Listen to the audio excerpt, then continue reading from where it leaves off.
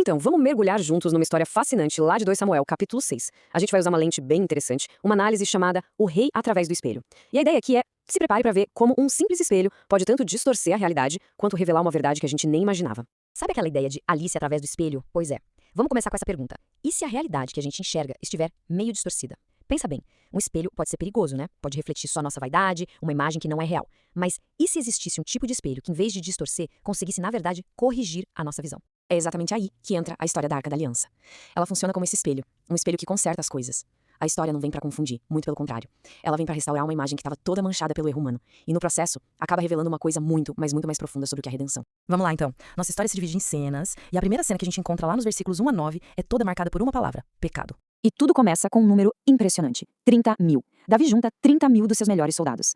A missão parecia nobre, certo? Recuperar a Arca da Aliança, o trono de Deus na Terra. Só que tem um problema gigantesco na abordagem. Isso parece muito mais uma operação militar do que um ato de adoração. O foco total é na estratégia, na força e não na reverência que o momento pedia. E claro, esse plano tinha tudo para dar errado. E deu. Primeiro, eles tratam um objeto sagrado como se fosse um troféu de guerra. E o pior, eles colocam a arca num carro de bois novinho em folha, ignorando completamente o que a lei dizia. A lei era clara, Êxodo 25, a arca devia ser carregada nos ombros dos levitas. Mas eles buscaram um caminho mais eficiente. E foi aí que os bois tropeçaram e Uzá, num ato de desespero, estende a mão para segurar a arca. A consequência é simplesmente fulminante. A ira do Senhor se acende contra Uzá, e ele morre ali mesmo, por causa da sua irreverência. É um choque, né? Um lembrete muito duro de que, diante da santidade de Deus, não adianta ter as melhores intenções do mundo se elas vão contra um mandamento direto. A história que grita pra gente que o resultado do pecado é fatal. Bom, depois desse evento tão trágico, a narrativa muda. A gente entra agora nas cenas 2 e 3. Primeiro, um exílio curto da arca e depois, uma restauração gloriosa. O Davi fica completamente apavorado, com medo de Deus. E o que ele faz? Ele deixa a arca na casa de um estrangeiro, um filisteu, chamado Obed-Edom.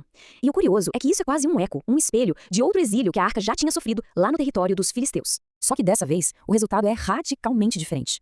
Se antes, com os filisteus, a presença da arca trouxe pragas e morte, agora, na casa de Obed-Edom, ela traz bênção e prosperidade. É como se fosse uma pequena amostra, um vislumbre da graça de Deus que um dia alcançaria todas as nações, não só Israel. E é aqui que está o ponto de virada da história toda. Davi vê a bênção na casa do estrangeiro e a postura dele muda. O pavor, o medo de ser punido, se transforma em temor, aquele temor reverente que é o princípio da sabedoria. Ele entende algo novo sobre Deus, e essa mudança interna vai transformar completamente a segunda tentativa. E a segunda tentativa, nossa, é outra coisa, completamente diferente. Esquece a operação militar. O que a gente vê agora é uma procissão de 25 quilômetros de pura adoração.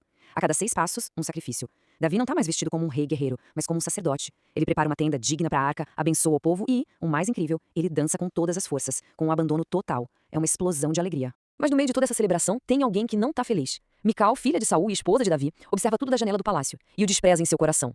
Para ela, aquela dança, aquela entrega toda do rei era uma vergonha, uma perda da dignidade real.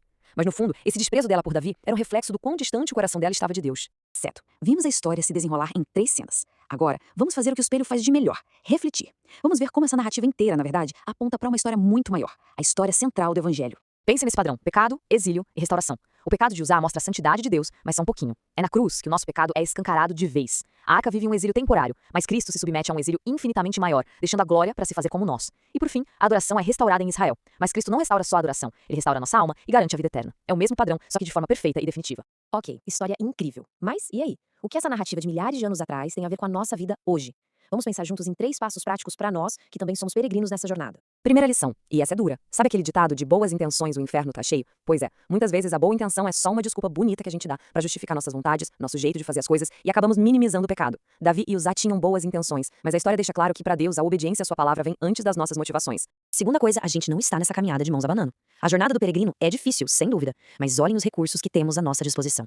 Temos a palavra de Deus para nos dar sabedoria. Temos o Espírito Santo morando em nós, nos fortalecendo. E temos a comunhão dos irmãos, a igreja, para nos instruir, corrigir e animar. E por fim, a terceira aplicação. No meio da caminhada, que muitas vezes parece um deserto, existe um oásis, um lugar real de descanso, de refrigério para a alma cansada do peregrino. E que lugar é esse? É o culto comunitário. E veja bem, não estamos falando de um ritual vazio, nem de um clube social para encontrar os amigos. É o lugar de se alegrar por estar em adoração. É onde os fardos ficam mais leves, onde a alma é nutrida e onde a gente celebra junto a presença de Deus. É o nosso oásis semanal. E tudo isso nos leva a uma última pergunta. Uma pergunta que ecoa desde a história de Davi até os dias de hoje. Uma pergunta que nos faz refletir sobre a nossa própria jornada.